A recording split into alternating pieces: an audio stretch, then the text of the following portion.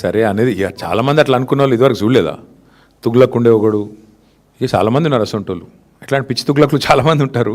అట్లాంటి వాళ్ళు వస్తారు పోతారు, ఎవ్వరూ పర్మనెంట్ కాదు. నేనే రాజు నేనే మంత్రి అనుకున్న వాళ్ళు చాలామంది అట్లనే గాలి కొట్టుకొని పోయినరు. ఈ దేశము చాలా గొప్ప దేశం. ప్రజల చైతన్యాన్ని కూడా ఎవరైనా తక్కువ అంచనా ఇస్తే చాలా తెలివి తక్కువది. ఈ దేశంలో ఇందిరాగాంధీ గారు ఓడిపోయినారు, ఎన్టీ రామారావు గారు ఓడిపోయారు, కేసీఆర్ లాంటి తెలంగాణ తెచ్చిన నాయకుడు కూడా మన కామారెడ్డిలో దురదృష్టవశాత్తు ఓటమి పాలయ్యారు. సరే రేవంత్ రెడ్డి గారు అక్కడ థర్డ్ వచ్చారు, అది వేరే విషయం అనుకో. కానీ పాయింట్ ఏంటంటే ఈ దేశంలో అట్లా రేవంత్ రెడ్డి లాగా విర్రవీగిన వాళ్ళు, నేనే రాజు నేనే మంత్రి అన్న వాళ్ళు చాలామంది వచ్చారు, చాలామంది పోయారు. కానీ దేశం అట్లే ఉంది, ప్రజల చైతన్యం అట్లే ఉంది. చైతన్యాన్ని తక్కువ అంచనా వేసిన వాళ్ళు ఎవరైనా కూడా గాలికి పోతారు భవిష్యత్తులో. పార్టీ మారిన ఎమ్మెల్యేల విషయంలో మేము మొదటి నుంచి ఒకటే చెప్తున్నాం. రేవంత్ రెడ్డి గారు మళ్ళీ నాకు తెలిసి ఇవాళ వచ్చి మేము గెలిచినాము, మాకు తిరుగులేదు వెరుగులేదు, నేనే రాజు నేనే మంత్రి అని మళ్ళీ పోజులు కొడతాడు. నేను రేవంత్ రెడ్డిని ఒకటే అడుగుతున్నా, మీరు కూడా అడగండి. ఇలా ప్రెస్ మీట్ పెడతారు కదా, అడగండి. నిజంగా నీ గవర్నమెంట్ మీద నీకు అంత నమ్మకం ఉంటే ఆ 10 మందితో రాజీనామా చెప్పించి ఎలక్షన్కి చూద్దాంపా. ఎందుకంటే ఇవి స్థానిక ఎన్నికలు. ఆ స్థానికంగా మోరీ బాగుందా, ఆడ నీళ్ళు వస్తున్నాయా లేవా, ఆడ అభ్యర్థి ఓడిపోయిందా గెలిచిండా, వీటన్నిటి మీకెళ్ళి నడుస్తుంది. ప్లస్ ప్రభుత్వం ఎన్నిటి మీకెళ్ళి నడుస్తుంది. నీకు తెలుసు నాకు తెలుసు. ఇప్పుడు బాన్స్వాడ్ ఉంది ఫర్ ఎగ్జాంపుల్ చెప్తున్నాను. నేను పోయి మొన్న ఆడ సవాల్ చేసిన పోచారం గారిని, రండి రాజీనామా చేసి రండి, భయం ఎందుకు. నిజంగానే ఇప్పుడు బాన్స్వాడ మున్సిపాలిటీ గెలిచిన అంటది కదా కాంగ్రెస్, రా మరి గోదాలోకి రా, బాన్స్వాడలో రాజీనామా చేయి. ఒక పోచారం గారే కాదు, 10 మంది ఎమ్మెల్యేలు ఎవరైతే ఇవాళ కాంగ్రెస్ వాళ్ళు వాళ్ళ పార్టీలో చేర్చుకున్నారో, సరే స్పీకర్ గారు చేర్చుకోలేదని చెప్పి ఏదో సాంకేతికంగా చెప్తుండు. కానీ మీకు తెలుసు మాకు తెలుసు ప్రజలకు తెలుసు. అక్కడ ఎన్నికలకు రండి, రాజీనామా చేయండి, ఎన్నికలకు రండి, ప్రజలు చెప్తారు. 10 చోట్ల ఉప ఎన్నికలు వస్తే డెఫినెట్గా అదొక ఇండికేటర్ అవుతుంది. ఇక అక్కడక్కడ జరిగిండొచ్చు, అక్కడ లోకల్ కండిషన్స్ ఏందో నాకు తెలియదు, బట్ అక్కడక్కడ జరిగిండొచ్చు.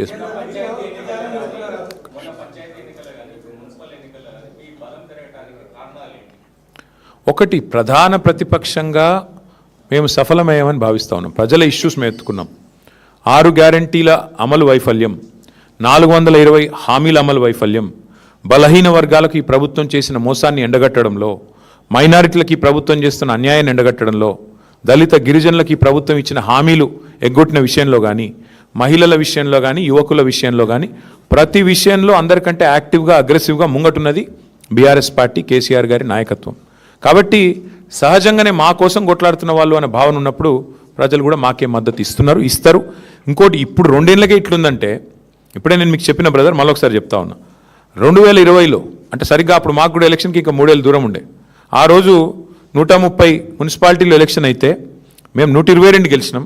కాంగ్రెస్ కేవలం 4, సింగిల్ డిజిట్ దాటలే. ఇక బీజేపీ 2, ఎంఐఎం 2. ఈరోజు మేము యాజ్ ఇట్ ఈజ్ 117లో ఎన్నిక జరిగితే మేము 116లో ఎన్నిక జరిగితే మేము డైరెక్ట్గా గెలిచింది 15, 30 హంగు ఉన్నాయి.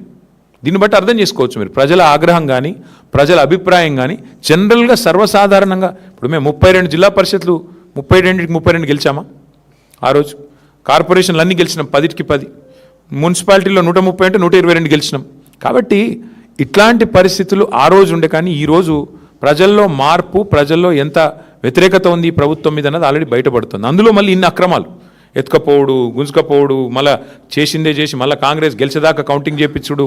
మా వాళ్ళని ఇప్పుడు ఈ నిమిషానికి మా ఆరూరు రమేష్ ధర్నా చేస్తున్నారు అక్కడ పోలీస్ స్టేషన్ ముంగట. ఎన్నో జరుగుతూ ఉన్నాయి. గద్వాల్లో మా వాళ్ళు ధర్నా చేస్తూ ఉన్నారు. కాబట్టి ఇన్ని జరిగినా కూడా ఇట్లా ఉంది పర్ఫార్మెన్స్ అంటే దీన్ని బట్టి మనం మా శ్రీనివాస్ యాదవ్ గారు నిర్ణయం చెప్పిండు. అందుకే అధికార పార్టీ 80-90% గెలిస్తేనే గెలిచినట్టు, లేకపోతే అదేం గెలిపాయని నిర్ణయం చెప్పిండు. నేను కూడా మళ్ళీ అదే ఉటంకిస్తున్నా.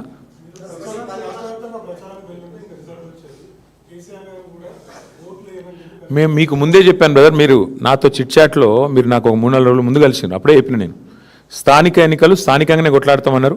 నేను ఒకటి జిల్లాకు 2 జిల్లాలకు పోయినా, వరంగల్ పోయినా, నిజామాబాద్ పోయినా తప్ప ఎక్కడ పోలేదు. మిగతా నాయకులు కూడా ఎవరి జిల్లాలో వాళ్ళు ప్రచారం చేసినారు, ఎవరి క్షేత్రంలో వాళ్ళు.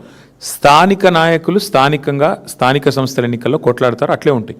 కాబట్టి ఇందులో రాష్ట్ర వ్యాప్త ప్రచారాలు, విశ్వవ్యాప్త ప్రచారాలు ఏమి ఉండవు బ్రదర్, దాంతో ఏం ఫరక్ పడదు. ఆ రోజు మరి అట్లంటే కేసీఆర్ గారు కానీ పార్టీల నాయకత్వం కానీ 140 చోట్ల జరిగితే ఎన్నిక, ఒక్క నియోజకవర్గానికి కూడా పోలేదు, ఒక జిల్లా కూడా పోలేదు మేము. కానీ గెలిచినాం కదా. పర్ఫార్మెన్స్ బాగుంటే గవర్నమెంట్ ప్రజలు ఆశీర్వదిస్తారు. వీళ్ళ పర్ఫార్మెన్స్ బాగలేదు కాబట్టి 116లో ఎన్నికలైతే మాకు 15-16 వచ్చినాయి, 30 చోట్ల హంగు వచ్చింది. దాన్ని బట్టి ఏమర్థం చేసుకోవాలి నువ్వు? 10 మంది ఎమ్మెల్యేల్లో టీఆర్ఎస్ అభ్యర్థులు గెలిపించాలని అనౌన్స్మెంట్ చేసి ఒక్క నిమిషం మిగతా విషయాలు శ్రీనివాస్ యాదవ్ గారు చెప్తారు. ఒక్క నిమిషం